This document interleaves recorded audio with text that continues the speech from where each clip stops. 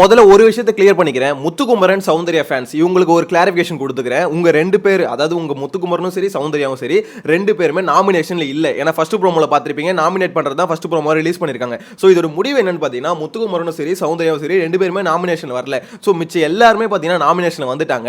அதனால இப்போ ஒரு கிளாரிஃபிகேஷன் என்ன கொடுக்கணும்னு நினைக்கிறேன்னா, நேத்துல இருந்தே பாத்தீங்கன்னா ஒரு அஜெண்டா கிரியேட் ஆக ஆரம்பிச்சிச்சு. சௌந்தர்யா ஆர்மி எல்லாமே பாத்தீங்கன்னா ரயனுக்கு ஓட்டு போடுங்க, முத்துக்குமரன் ஆர்மி எல்லாமே பாத்தீங்கன்னா ஜாக்லினுக்கு ஓட்டு போடுங்க, இல்ல மஞ்சரிக்கு ஓட்டு போடுங்க அப்படின்ற மாதிரி பாத்தீங்கன்னா பயங்கரமான ஒரு அஜெண்டா வந்து பாத்தீங்கன்னா கிரியேட் பண்ணி ட்விட்டர்ல பாத்தீங்கன்னா ஏகப்பட்ட ட்வீட் வந்து இந்த மாதிரி போட்டுட்டு இருக்காங்க. சோ அத பாக்கும்போது எனக்கு என்ன தோணுச்சுன்னா, எனக்கு புரியல, ரயனை வந்து பிடிக்கும்னா, ரயன் கேம் பிளே நல்லா இருக்கும்னா, ரயன் வந்து நல்லா விளையாடணும்னு நினைச்சீங்கன்னா அப்படி ஓட்டு போடுங்கடா அப்படின்ற மாதிரி சொல்லல. சௌந்தர்யா நாமினேஷன் இல்ல, அதனால அவங்க ஓட்டு தூக்கி இது ரயனுக்கு போடுங்க அப்படின்ற மாதிரி. இங்க சௌந்தர்யாக்கு தான் சொல்லிட்டு எல்லாரும் ஓட்டை வந்து பாத்தீங்கன்னா குத்தகை கூடல, அதாவது அவங்களுக்கு தான் 5 வருஷம் எங்க ஓட்டு அப்படின்ற மாதிரிலாம் யாருமே சொல்லல.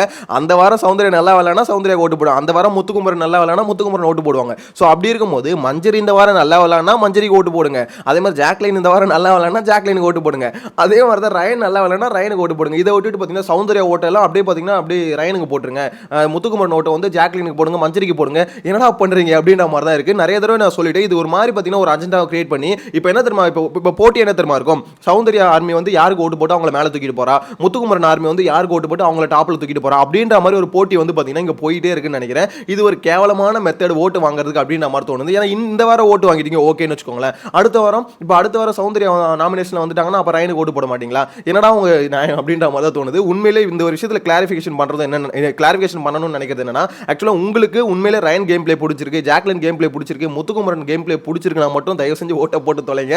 மற்றபடி இந்த ஃபேன்ஸ் வந்து அங்க போடுங்க அப்படின்ற மாதிரி எவனோ ஒருத்த கிளப்பி வரதை நம்பி அந்த ஓட்டை மட்டும் மொத்தமா கொட்டாதீங்க. ஏன்னா ஆல்ரெடி முத்துக்குமரன் ஃபேன்ஸ் வந்து ஒருத்தர் அனுபவிச்சிருக்கீங்க. தூக்கி பவித்ராக்கு மொத்தமா ஓட்டை போட்டு தூக்கி போய் டாப்ல உட்கார வச்சாங்க. சௌந்தர்யா பீட் பண்ணும் அப்படின்னு சொல்லிட்டு பவித்ரா தான் டாப்ல இருந்தாங்க.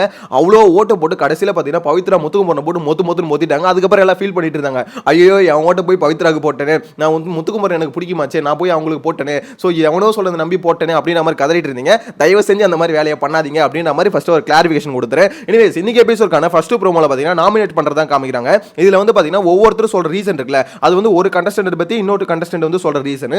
ஆனா ராணாவுக்கு சொன்ன ரீசன் இருக்குல்ல, அது வந்து பார்த்தீங்கன்னா விஜய் சேதுபதி நேத்து சொன்ன ரீசன். அதாவது எல்லாரும் ஒரு கேம் பிளே ஆனா இவர் வந்து ஒரு மாதிரி ஆடுறாரு அப்படின்னு நம்ம ரயன் வந்து சொல்றாரு. முத்துக்குமரனும் ரயனும் பார்த்தீங்கன்னா ராணா வந்து சொல்லிட்டு இருக்காங்க. ஸோ இது சொல்றதுக்கான ரீசன் என்னன்னா, அவன் மட்டும் ஒரு மாதிரி தனியா கேம் ஆடுறான் அப்படின்ற மாதிரி. முதல்ல ஒரு விஷயத்தை கிளாரிஃபை பண்ணணும்னு நினைக்கிறேன். நேற்று வந்து பார்த்தீங்கன்னா நான் ரிவ்யூ போட்டிருந்தேன். ஸோ அந்த ரிவ்யூ கமெண்ட்ஸில் வந்து நிறைய பேர் சொல்லிட்டு இருந்தாங்க, இல்லை ப்ரோ எனக்கு ராணுவ பிடிச்சிருக்கு, அவர் வந்து உண்மையாக இருக்காரு அப்படின்ற மாதிரி கமெண்ட் பண்ணிட்டு இருந்தாங்க. ஸோ அந்த கமெண்ட் எல்லாம் பார்க்கும்போது எனக்கு ஒன்று புரியல, ராணுவம் வந்து பார்த்தீங்கன்னா இங்கே மோசமானவர், கேரக்டர் ரொம்ப மோசமானவர் அப்படின்ற மாதிரி இங்கே யாருமே சொல்லலை. ராணுவம் உண்மையில் நல்லவன் தான், அந்த அதுலேருந்து மாற்று கருத்துமே இல்லை. ஆனால் ராணுவம் ஒரு மாதிரி கேம் ஆடுறான்ல, அது அவனே காலி பண்ணிடும் அப்படின்ற மாதிரி தான் எல்லாருமே சொல்கிறது. ஆக்சுவலாக நேற்று வந்து முத்துக்குமரனும் ராணுவம் பார்த்தீங்கன்னா ஒரு இடத்துல டிஸ்கஸ் பண்ணியிருப்பாங்க. நேற்று ரிவ்யூவில் அது சொல்லியிருப்பேன், ஆனால் நிறைய பேருக்கு அது புரியலன்னு நினைக்கிறேன். ஆக்சுவலாக சிம்பிளாக சொல்லணும்னு வச்சுக்கோங்களேன். இப்போ எக்ஸாம்பிளுக்கு ஒருத்தர் இப்போ ராணுவம் பார்க்கும்போது உங்களுக்கு என்ன ஃபீல் வருது, அவனுக்கு வந்து எதுவுமே சொன்னா சரியா புரியாது, அவனுக்கு வந்து பாத்தீங்கன்னா தெளிவில்லை, அவனால பேச முடியாது, ஒரு விஷயத்தை விஜய் சேதுபதி சொல்லும் போது கூட சரி அது ரிப்பீட் பண்றது கூட ராணுவுக்கு வரல, இப்படின்ற மாதிரி ஒரு அஜெண்டா பார்க்கும்போது தெரியுதுல, ராணுவ இப்படிப்பட்ட ஒரு கேரக்டர் தான் அப்படி நம்ம தெளிவில்லாத ஒரு ஆளு அப்படின்ற மாதிரி தெரியுதுல. ஸோ அது வந்து மக்கள் இப்போ எல்லாருக்குமே ரெஜிஸ்டர் ஆயிடுச்சுல. யோசிச்சு பாருங்க, இதே ராணுவ நாளைக்கு வெளியே வந்துட்டாருன்னா ஒரு ப்ரொடக்ஷன் ஹவுஸ்ல போயிட்டு ஒரு ப்ரொடியூசரை மீட் பண்ண போறாரு, ஒரு டேரக்டரை மீட் பண்ண போறாருன்னு வச்சுக்கோங்களேன். அப்ப ராணுவ எப்படி ட்ரீட் பண்ணுவாங்க, அடா இவனுக்கு ஒண்ணுமே புரியாதுப்பா, ஒரு 4 டைலாக் ஒன்னா பேசினா கூட இவனுக்கு விளங்காதுப்பா அப்படின்ற மாதிரி யோசிச்சு பாருங்க. அது உண்மையா பொய்யா? கண்டிப்பா சொல்றேன், எல்லாருக்குமே ராணுவம் பார்த்தா அந்த ஃபீல் தான் வரும். இதை தான் நேற்று முத்துக்குமரன் உட்காந்து இந்த மாதிரி டே ராணுவம் இந்த மாதிரி நீ விளையாடுற, அதோட ஒரு கேம் பிளேன்ற நீ தெரியணும்னு நினைக்கிற, இவ்வளவு நாள் நீ தெரிஞ்சுட்ட, ஓகேவா, முடிஞ்சு போச்சு, இப்பயும் பிரச்சனை இல்லை, அடுத்து 3 வாரம் இருக்கு, அந்த 3 வாரத்தில் வந்து நீயா ராணுவம் யாருன்னு காமிடா, இதுக்கப்புறமா பார்த்தீங்கன்னா குழப்பம் பண்ண போறேன் அப்படின்னு மாதிரி இருக்காதா அப்படின்ற மாதிரி பார்த்தீங்கன்னா உண்மையே சொல்றேன், கிளியர் அட்வைஸ் அது. ஸோ அதை வந்து ராணுவம் புரிஞ்சுக்கணும். ஆனால் அதுக்கப்புறமா ஒரு புரிஞ்சுக்காம திருப்பி வந்து அதே மாதிரி கேம் பிளே நான் வந்து தனியா தெரியணும் ஒரு மாதிரி பண்ணிட்டு இருந்தாருன்னா ராணுவம் யாருன்றது ஊர் உலகம் ஆல்ரெடி பார்த்துருச்சு. ஸோ இதே மாதிரி தான் திருப்பி அடுத்த 3 வாரமா ஒரு காமிச்சார்னு வச்சுக்கோங்களேன், அது உண்மையிலே ரொம்ப ரொம்ப ரொம்ப கஷ்டமா இருக்கும். ஏன்னா ஒரு இன்னசென்ட் இல்லைங்க, ஏன்னா அவரே சொல்றாரு நான் இன்னசென்ட் இல்லை, நான் கேமுக்காக தான் பண்றேன் அப்படின்ற மாதிரி. ஸோ இந்த மாதிரி ஒரு கேம் பிளே பார்க்கும்போது ராணுவோட கேரக்டர் என்ன, அதாவது எப்படி சொல்றது, அவனுக்கு ஒண்ணுமே புரியாது, அவனுக்கு அந்த அளவுக்கு தெளிவில்லை அப்படின்ற மாதிரி விஜய் சேதுபதி திருப்பி அவர் மொக்க பண்றாருன்னா காரணம் என்ன? ஆக்சுவலா ராணுவ கார்னர் பண்ணணும்னு யாருக்கும் ஐடியா இல்லை, விஜய் சேதுபதிக்கு தெரியுது அவன் வேணும்னே பண்றான் அப்படின்ற மாதிரி. ஸோ அதனால தான் பார்த்தீங்கன்னா இவரு திருப்பி அடிக்கிறாரு.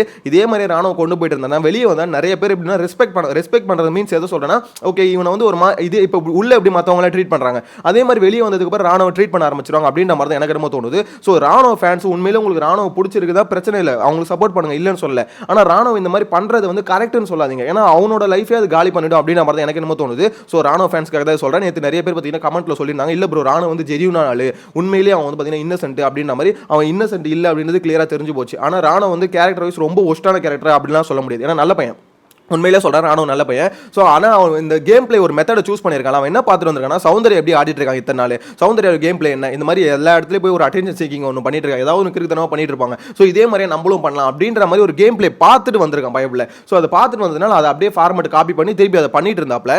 இப்போ என்னன்னா ஓகே ஓரளவுக்கு பண்ணி முடிச்சிட்டாப்ல, இது அதை விட்டுட்டு இதுக்கப்புறம் ராணுவம் இருக்கலாம் அப்படின்ற மாதிரி தான் ஓவரால் எல்லாரோட அட்வைஸும். விஜய் சேதுபதி நேற்று அதான் சொன்னார், இதனால ராணுவ புரிஞ்சுக்கிட்டாரா இல்லையா அப்படின்றது இப்போ வரைக்கும் எனக்கு தெரியல. எனிவேஸ் அந்த காரணத்தை வச்சு தான் பார்த்தீங்கன்னா ராணுவ நாமினேட் பண்ணுறாங்க. இதுக்கடுத்து பார்த்தீங்கன்னா ஜாக்லின் வந்து விஷால சொல்றாங்க, விஷால் வந்து ஒரு மாதிரி கேம் பிளே பண்றான், வந்து சேஃப் கேம் ஆடுறான் அப்படின்ற மாதிரி பார்த்தீங்கன்னா விஷால நாமினேட் பண்றாங்க.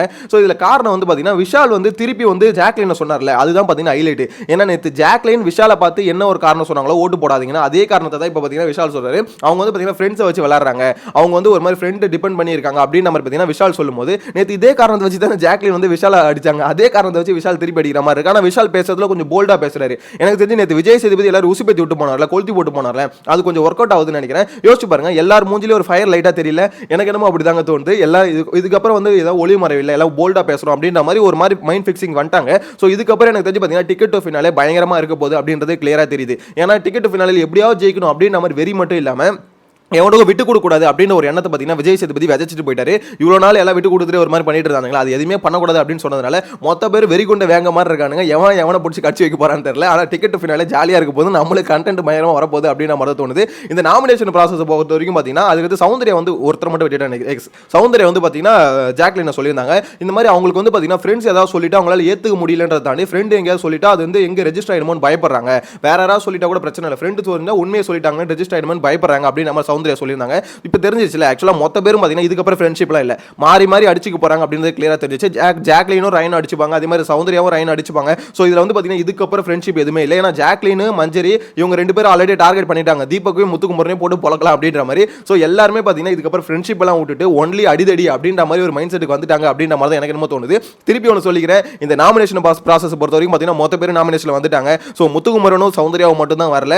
தயவு செஞ்சு சொல்கிறேன், சௌந்தர்யா முத்துக்குமரன் ஃபேன்ஸ் தயவு செஞ்சு உங்க ஓட்டை அவங்களுக்கு பிடிக்கும்னா அவங்களுக்கு போடுங்க. அவங்க நாமினேஷன் வரலையா, தயவு செஞ்சு உங்க ஓட்டை வந்து பார்த்தீங்கன்னா ஒன்று போடாமல் இருந்துருங்க. இல்லை உங்களுக்கு ரயனை பிடிக்கும்னா ரயனுக்கு போடுங்க, மஞ்சரியை பிடிக்கும்னா மஞ்சரிக்கு போடுங்க, ஜாக்லினை பிடிக்கும்னா ஜாக்லினுக்கு போடுங்க. திருப்பி பார்த்தீங்கன்னா இந்த மாதிரி எவனோ ஒருத்தர் கட்டுக்கதையை கிளப்பி விடுறான் அப்படின்ற மாதிரி அதை நம்பிடாதீங்க அப்படின்ற மாதிரி திருப்பி சொல்கிறேன். எதுக்காக இது எத்தனை சொல்கிறேன்னா, ஆக்சுவலாக நான் ட்விட்டரில் பார்க்குறேங்க அவ்வளோ போஸ்ட் நேற்று நைட்லேருந்தே ஆரம்பிச்சிட்டாங்க. ஏன்னா நேற்று நைட்டே அப்டேட் வந்துருச்சு, நானே சொல்லியிருப்பேன், அதுக்கு ஒரு வீடியோ போட்டிருப்பேன். சரி நாளைக்கு காலையில் பேசிக்கலாம் சொல்லிட்டு விட்டேன். ஸோ இதில் வந்து இப்போ கிளாரிஃபிகேஷன் பண்ணுறது என்னன்னா, அவ்வளோ போஸ்ட் எல்லாருமே கிளப்பிக்கிட்டே இருக்காங்க. எல்லாருமே பார்த்தீங்கன்னா அவங்க பிஆர் டீம் தான், ஓகேங்களா.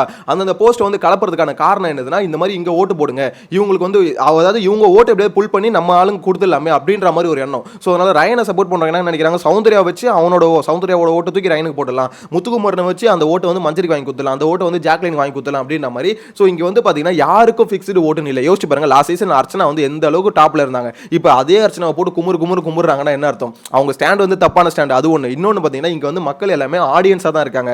ஒருத்தன் நல்லா வரலன்னா அவனுக்கு சப்போர்ட் பண்ணி, இதே முத்துக்குமரன் இப்போ அடுத்த வாரம் ஃபுல்லாக ரொம்ப பேடா ஆடிட்டாருன்னு வச்சுக்கோங்களேன், கண்டிப்பாக எல்லாருக்கும் ஒரு டிசப்பாயின்மெண்ட் இருக்கும். கண்டிப்பாக அவங்களோட விமர்சனத்தை வைக்க தான் செய்வாங்க. நானும் அந்த விமர்சனத்தை வைக்க தான் செய்வேன். அந்த இடத்துல முத்துக்குமரன் ஆச்சு, அதனால வந்து அவர் எப்படி சொல்றது, எனக்கும் முத்துக்குமரன் பிடிக்கும்னு வச்சுக்கோங்களேன், ஒத்துக்கிறேன், ஆபியஸாக ஒத்துக்கிறேன். இருந்தாலும் அவர் பண்ணது ஒரு ரிவ்யூ பண்ணும்போது முத்துக்குமரன் தப்பு பண்ணான்னு தான் சொல்லணும். அதே தான் ஆடியன்ஸும் சரி, அவன் தப்பு பண்ணிட்டானா எல்லாருமே எல்லாத்தையும் அக்செப்ட் பண்ணிக்க மாட்டாங்க, தப்புன்னு தான் சொல்லுவாங்க. ஸோ அந்த விஷயத்துல தான் சொல்றேன். ஸோ முத்துக்குமரனுக்கு ஓட்டு வந்து பார்த்தீங்கன்னா ஸ்டாண்டர்ட் ஓட்டுன்னு யாருக்குமே கிடையாது. முத்துக்குமரனுக்கு சரி, சௌந்தர்யாவுக்கு சரி, யாருக்குமே சரி. இங்கே பொறுத்த வரைக்கும் எவன் நல்லா விளாடணும் அவனுக்கு தான் ஓட்டு. ஸோ அதனால உங்களுக்கு மஞ்சரி நல்லா விளாடுறாங்கன்னு தோணுச்சுன்னா உங்களுக்கு ஓட்டு போடுங்க, ஜாக்லின் நல்லா விளாடுறாங்கன்னு தோணுச்சுன்னா உங்களுக்கு ஓட்டு போடுங்க அப்படின்ற மாதிரி சொல்லி முடிச்சுக்கிறேன். எனிவேஸ் நெக்ஸ்ட் அப்டேட்ல மீட் பண்ணலாம். சேனலை ஃபர்ஸ்ட் டைம் பார்த்தீங்கன்னா மறக்காம சப்ஸ்கிரைப் பண்ணி வச்சுக்கோங்க.